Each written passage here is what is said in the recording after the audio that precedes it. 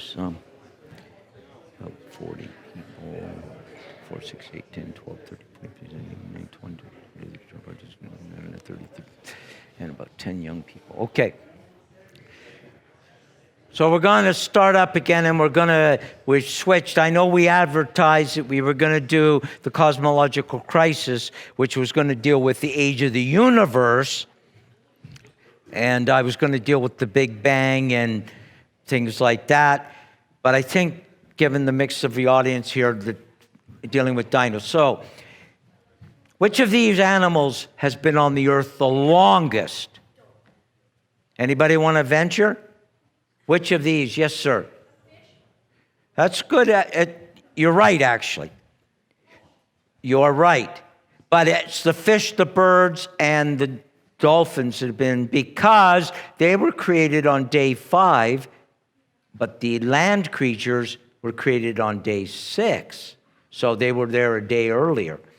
And God said, let the earth bring forth living creatures according to their kinds, livestock and creeping things, and the beasts of the earth according to their kinds. And it was so. And that was on day 6. So I want to present to you some evidence that supports the Bible view. First of all, that dinosaurs were created on the 6th day. They were in the garden with Adam. They were in the ark with Noah. And they lived after the flood. So evolutionists claim that dinos died out 65 million years ago. That's their claim. They also claim that humans started evolving onto the scene less than 2 million years ago. So we have a little bit of a gap here, don't we? More than 60 million year gap between what the evolutionists say. However, this is a more accurate picture because we have dinos and men coexisting, and it is a more accurate picture.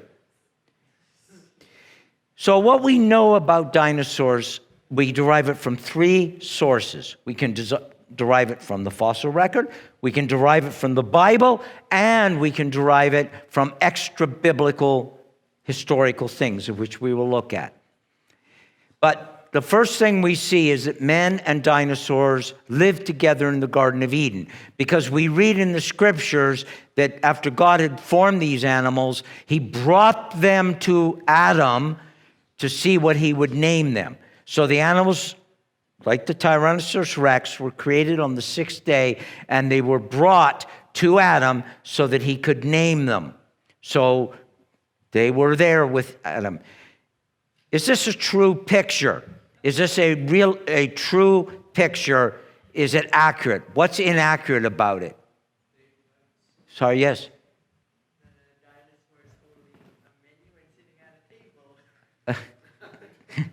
So I was down at Three Hills on Friday morning at the Prairie Christian Academy, and I asked this question, and kids said the same thing. One says it's not accurate because dinosaurs don't sit at tables, and another said it's not accurate because dinosaurs don't read. That's not quite what I'm looking for.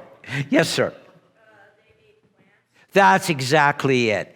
They were not carnivores, because at the very beginning, every beast of the earth and every bird of the heavens we see, and everything that creeps on the earth, everything that has the breath of life, I have given every green plant for food. They weren't carnivores. They were vegetarians. And so this is not an accurate picture. So were dinosaurs in the ark? Well, there are various claims that dinosaurs were too big to fit in the ark. Another is there were too many species to fit in the ark. And this is what most people picture, a very tight and crowded ark. Now, I have a confession I have to make. This picture was painted by one of my daughters, and it was on our nursery wall. It was 10 feet wide by 8 feet high in our old church building, and we got a picture taken of it, and it's about this big now, and it hangs in our new nursery. So I think myself and my daughter should be excommunicated for propagating this kind of model, right? But this is what actually people think. It was a very crowded ark. Were dinosaurs too big to fit in the ark? This is the a rendering of what is considered to be the largest dinosaur ever lived, and it's called Dreadnoughtus. You can see it was pretty big compared to a person. So were they too big to fit in the ark? Well, based upon the biblical account where Noah is told how to build the ark, and it's measured in cubits, and a cubit is about this long, 18 inches. That's a cubit. And we can see that it is 100 meters, 300, a football field is 100 meters. So it's bigger than a football field in length. It's as big as a 4-story building, and it can hold 500 railroad stock cars, based on the description. But if you were to put Dreadnoughtus in, it would fit in there. Do you see the scale? But did Noah have to take a dinosaur that big into the ark? Why not?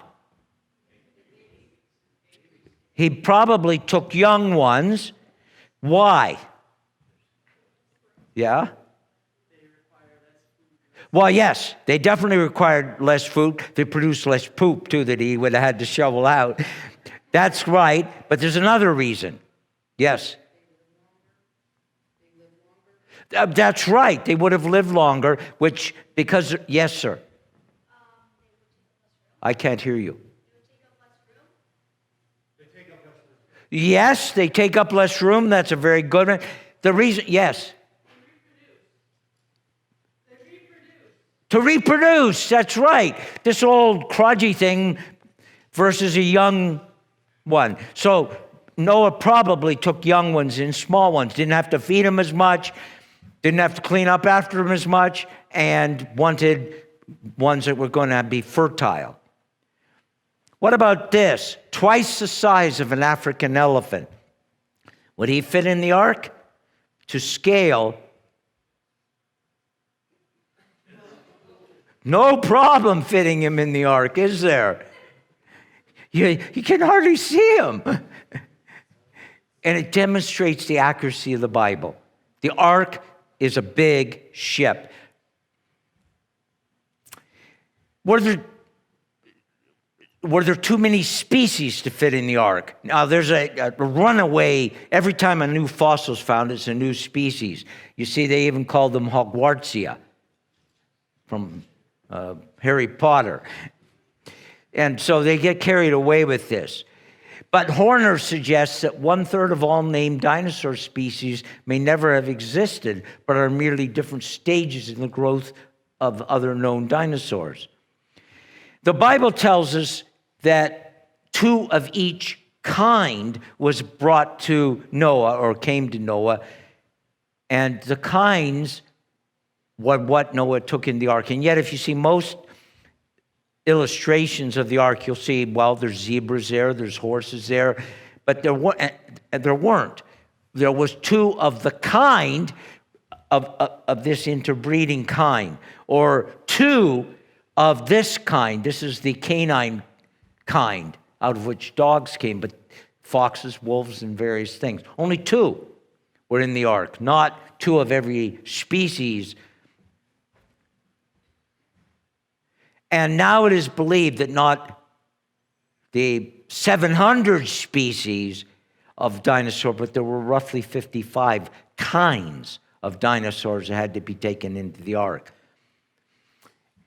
And the ark was certainly large enough to hold all the kinds, pairs, including of the dinosaurs, because if you only go with the kinds, that is probably at the family level roughly within modern taxonomic system, you'd have 8,000 kinds, and the average size of them is a sheep. They would have fit quite comfortably in the ark. So, how did the dinosaurs die out? What are the proposals that people give for the extinction of the dinosaurs? What are some that you may have heard? I can't quite hear you. Meteorite, right, or an asteroid, right, absolutely, yes. Yes, climate change.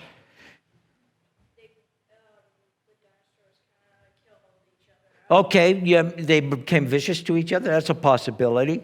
So here is one of the proposals. Global freezing. They died out from freezing because they claimed they were reptiles.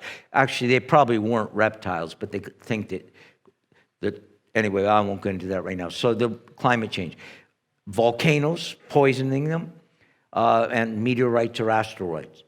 Now, just taking those for a moment, what is a common problem that is encountered if you think more broadly? If only the dinosaurs died out of these, what's the problem? Yes? Anything else? Well, yeah, what happened with all the other animals? Why weren't they put into extinction? Why just the dinosaurs? Mammals were starting to come around according to evolution. Other suggestions are bad diet, food poisoning, weak eggshells, and on it goes. So we've all looked at, that question. Now, this was in January in Science Daily. The death of dinosaurs, it's all about an asteroid, not volcanoes. Okay? Science Daily reporting this January. They say it's all about asteroids. 1 week later, The Economist reports it was toxic and climate-changing gases. Like, they don't look at what they're saying here. One says one and one says the other. A week late, they're clueless. They're absolutely clueless about what killed the dinosaurs. What about this? Alien abduction? Maybe this. What about this?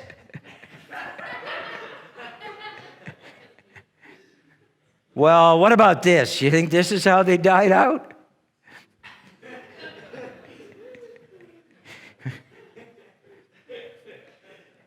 What about this?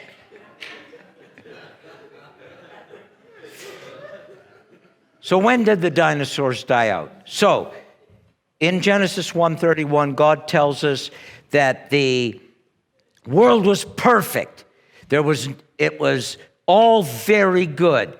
And yet evolutionists will tell you that there have been millions of years of fossils, of suffering, death, and decay, and disease. And there is no way that God is declaring that to be very good. And so at Adam's sin, after Adam's sin, the curse of decay and death and disease came not only on mankind, but on the whole created realm. You read Genesis 3, and thistles and thorns, and the earth is going to be hostile to man. The curse came, and every animal, including dinosaurs that lived on land that weren't in the ark, died during the flood.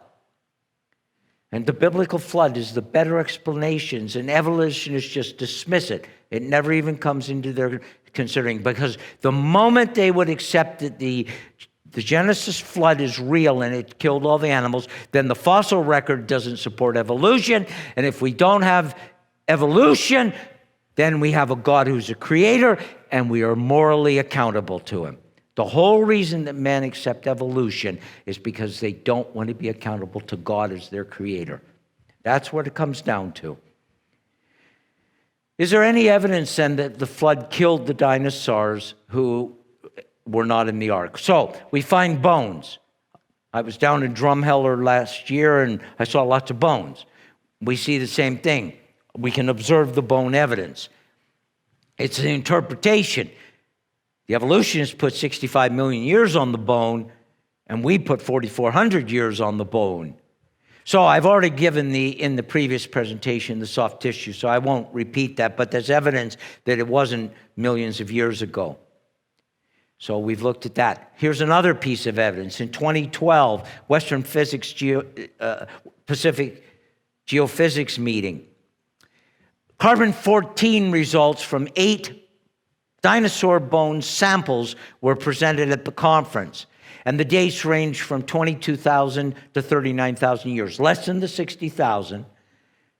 So that's okay. But of course, we don't accept those dates. Remember I said the farther back you go, the more they seem to get out. And I gave you that Telegram article that says they could be out by 10,000 years. If the bones were really millions of years old, there couldn't be any carbon-14 in them. So you know what happened after these gentlemen presented their paper at the conference? Evolutionists started complaining, and they wanted the paper retracted. And the conveners of the conference said, there's obviously an error in these data. Basically, don't confuse me with the facts. And the paper was retracted and taken off the website. But this is an example. Carbon-14 in bones, dinosaur bones, recent scientific discoveries. It supports the Bible, not evolution. And the mass burial sites, I think I mentioned to you that Clarion, his new book from the ICR, it's called Carved in Stone. It just came out a couple months ago. In his book, he describes how as each wave of the sediments and increasing in the flood, and he's a geologist in the oil industry who had access to at least 1,500 core samples down through sediment layers when they were looking for oil, and he used this. And he indicates that as the dinosaurs were fleeing away from the rising waters, they fled, and they call it Dinosaur Peninsula, and it runs from southern Alberta down into Wyoming. And the dinosaurs were fleeing there, and eventually they were all trapped in the last gasp of their existence in these mass burial sites. And I mentioned, I think at lunch, I don't know if I mentioned it here in this morning, but among those, not often, but among the dinosaur bones, marine fossils are found. How could marine fossils get amongst dinosaur bones?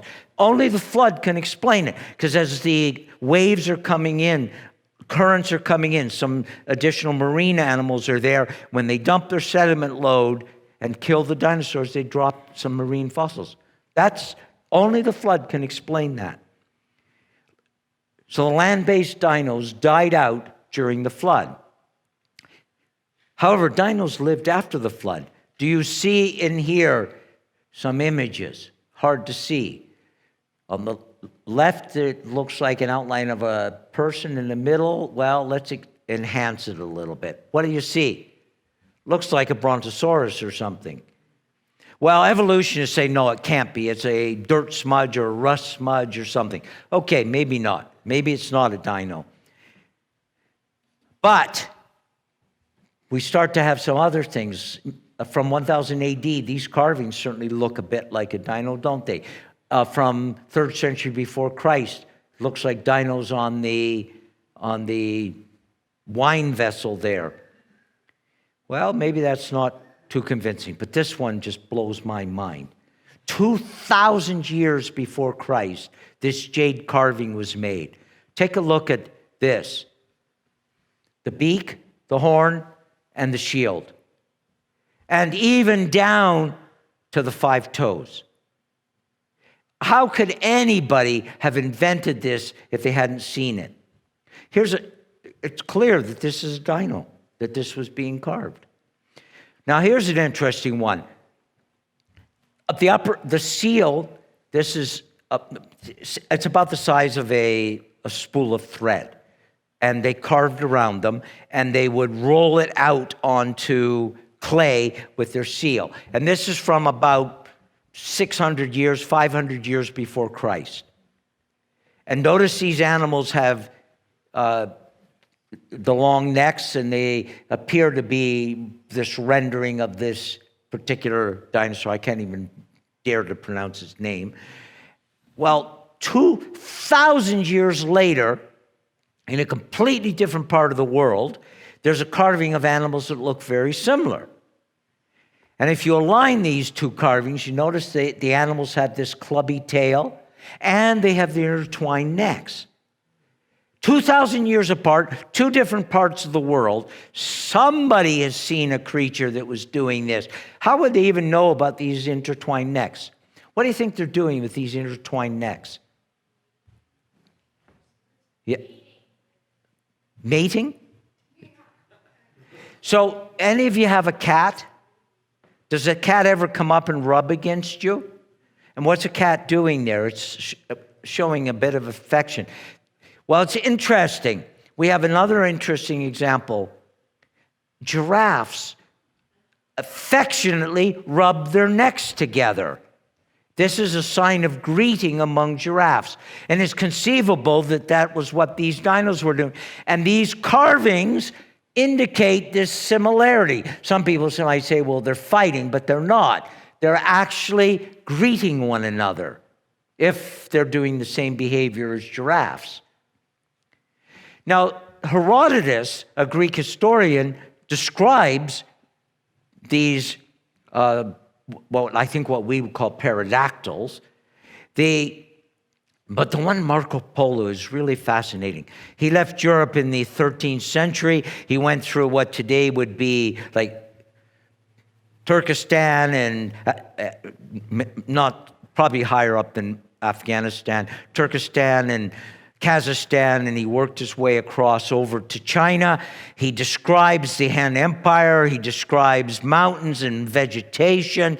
He took a Chinese princess down around India and up past Persia, or delivered her to Persia for the Chinese because she was going to be a wife of somebody. And then he worked his way back up through the Red Sea and Suez back to the Mediterranean and arrived back in Europe in 1300, and he wrote his journal. And I've read it, and it's a fascinating account.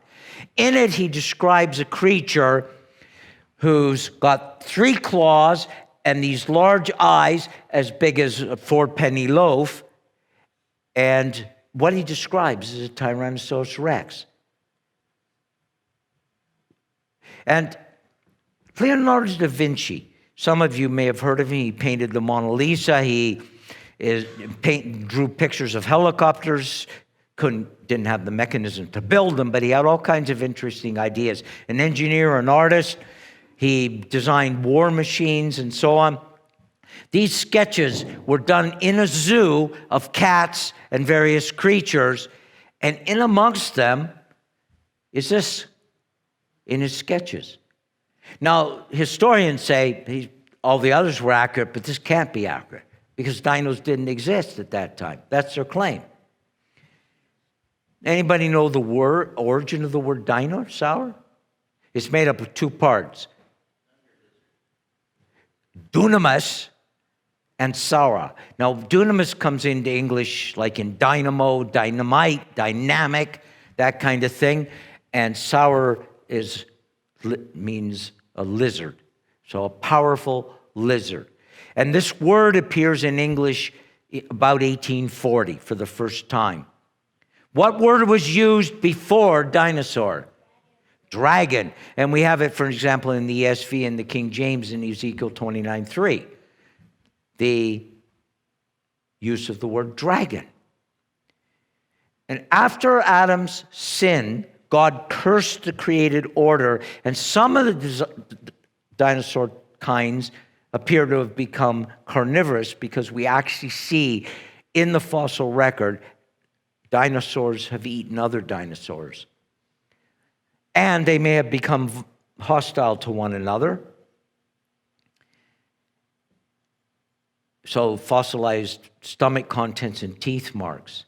And some may have become vicious toward man, because we read in Genesis 9:5, and for your lifeblood I will require a reckoning from every beast, I'll require it, and from man. So obviously the animals were attacking humans, and God is going to say, and basically the general law is that if an animal attacks a human, you put it to death, which is consistent with Genesis 9, verse 5.